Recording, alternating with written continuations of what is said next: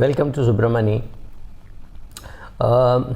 Continuing the blunders series, blunders on retirement. Well, you could call this blunders on retirement or blunders on wealth creation, more or less the same thing.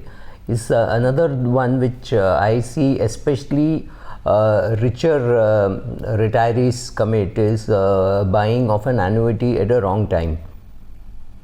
Many people, when they are about 54, 55 or maybe 59, 60, just about to retire, they are offered annuities, and here they use words like guaranteed, rest of your life, and pakka itna aayega. And the worst thing is it is offered to you and you say, okay, that looks good, so let me put 2 crores in an annuity or something like that, and you think you are getting a good deal.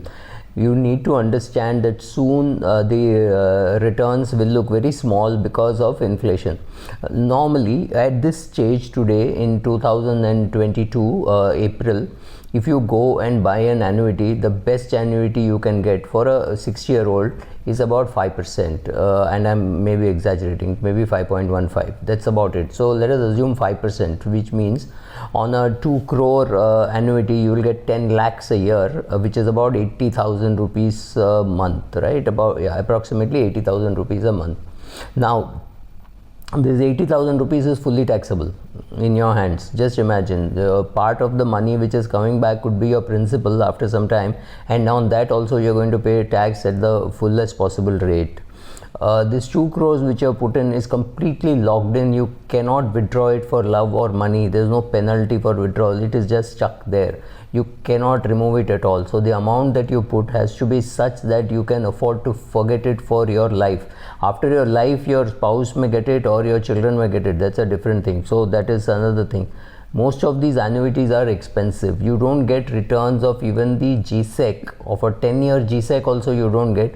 But this may look very good after some time. So let us look at the positive side of annuity. A few years ago, when interest rates were about 18% and 20%, the annuities used to be at 12%, which was thought to be very bad because the 18% you can get, so this 12 is bad. But today 12 looks magnificent because you're getting 5. So after some time, if interest rates in India drop, if suppose the GSEC 10-year GSEC is at 3%, then this 5% will look very good. So it is almost impossible to predict interest rates. So therefore, committing to an annuity at an early stage, and that to a big amount, is a no-no. I would buy annuity like this. I would buy, if I have to put 3 crores in annuity, right? I am not even getting into adjusting it for time value of money or anything. So the first annuity I will buy is only at the age of 67, 68. I would put 1 crore in that annuity, and after 6-7 years, maybe at 73, 74, I would put another 1 crore, and at the age of 81, 82, I'll put another 1 crore. That is the best way to buy an annuity. You're buying it in 3 separate slots, so 3 separate rate of interest you're locking in. And the 81 year, or when you're 81 or 82 years of age, you also can estimate more clearly how much cash flow you require for the future, because at 63 it is very difficult to estimate what money you'll require at 83, but at 81 you will be able to make that estimate.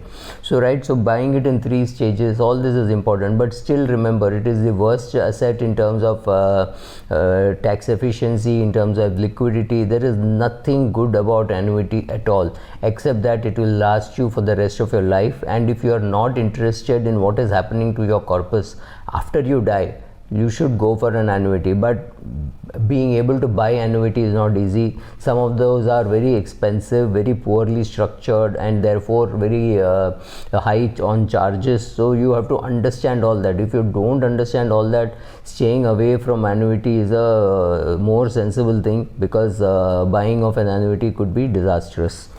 The next blunder that I would like to talk about is people getting carried away with their mixing their political views and their investment views. Now, whether you like Modi, don't like Modi, what has happened is the market has gone from 18,000 to say 57, 58,000, 56,000, whatever it has, over a period of the last 8 years. So that has happened. There is no denying that it has happened. Whether it is good, bad, ugly is different.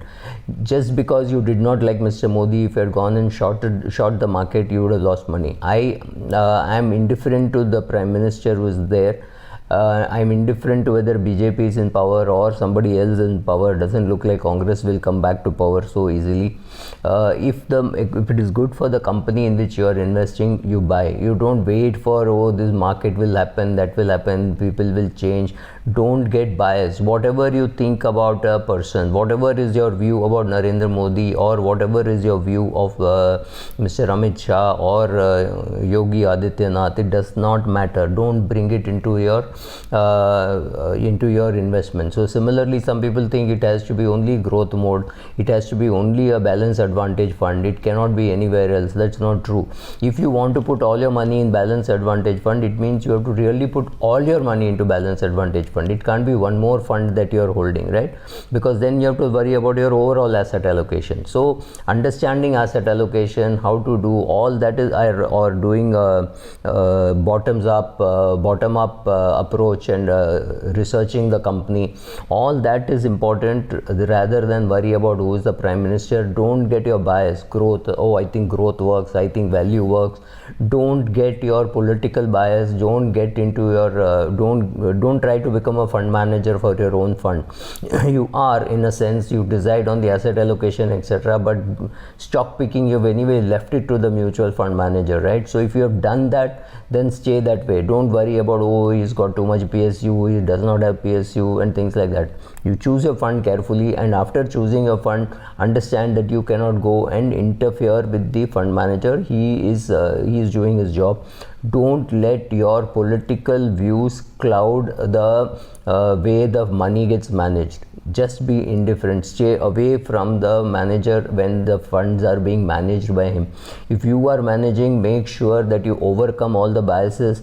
Join groups, WhatsApp groups or Facebook groups or whatever, which have a contrary opinion. If you like Mr. Modi, try to get a view of people who don't like Mr. Modi, right?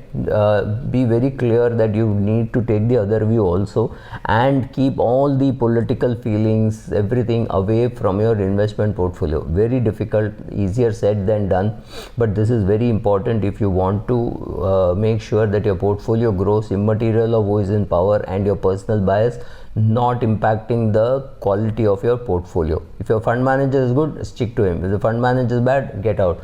Don't worry about the fund manager's political affiliation. If it is against you, actually you should be celebrating, because he is going to buy things which you will never buy, and in your own portfolio you can buy what you like. So you will have a good fusion of what the fund manager is doing and what you are doing. Thank you.